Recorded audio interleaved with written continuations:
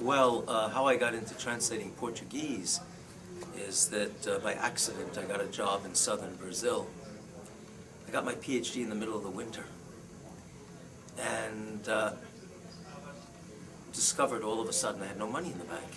So I needed a job, and you can't really get a teaching job in January or February in the United States. But in the Southern Hemisphere, February is when the school year begins.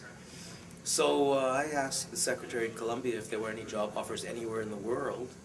First she laughed and said no, and then she laughed and said yes.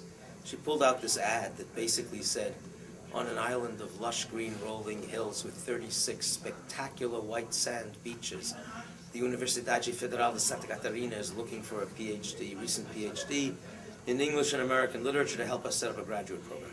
So I applied and I got the job. I didn't know a word of Portuguese at the time. And I ended up living there for 2.5 years, and when I decided to come back to America, I didn't want to leave behind the beautiful language that I had learned.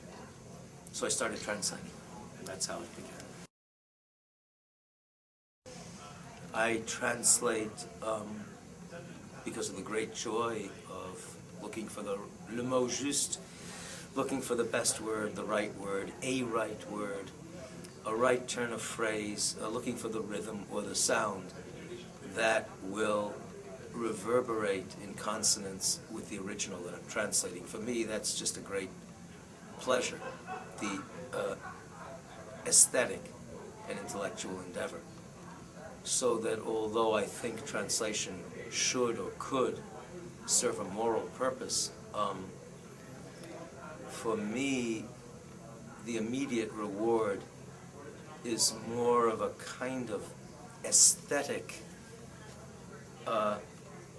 personal reward for someone who cares about language and the sound of language and the rhythm of language. And there are two rewards, of course. One is your absorption in the search for the right translation, the right words, phrases, images, sounds.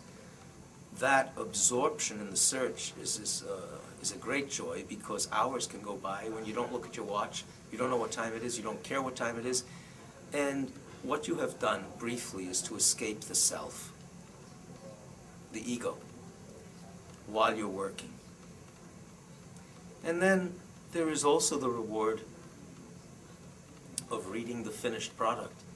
When you reread the original poem, you reread your own translation, and you're satisfied by both of them, equally satisfied by both of them, equally uplifted, that's an awfully good feeling.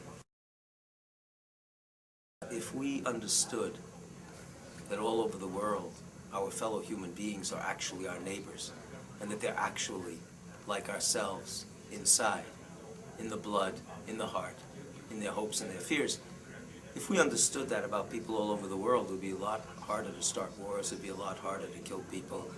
It would be a lot easier to do what the Bible told us to do, which is to love our neighbor. So translation can serve a moral purpose. But when I'm in the process of translating, when I'm involved in doing it, or when I'm listening to another translator read their translations, in those two cases, my ego tends to disappear, and that's an awfully good thing for me.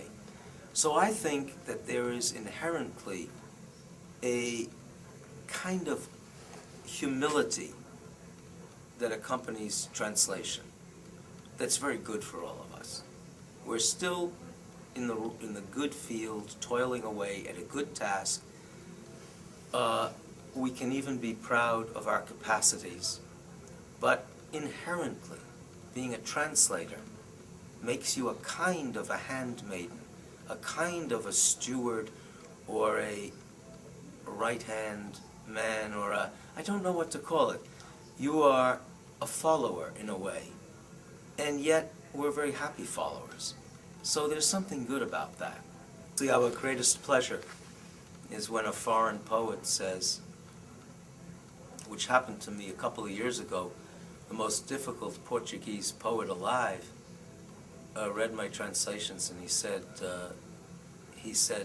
either he said, this is how I would have written the poems, were I writing in English, or he may even have gone so far as to say, I think these translations are better than the original. Alta offers you an extended family of people who are related to you by your shared interest, your shared values, and even your shared love. So that it, in many ways, is superior to an ordinary family. In Alta, you share something that in a way is more personal and more precious than your blood, and that is your loves, your concerns, your inclinations, your taste in a way. What you value in life is what you share with your fellow people in Alta. And I think it's an extremely healthy organization, and the 4 days that we meet every year are the high point of the year for me.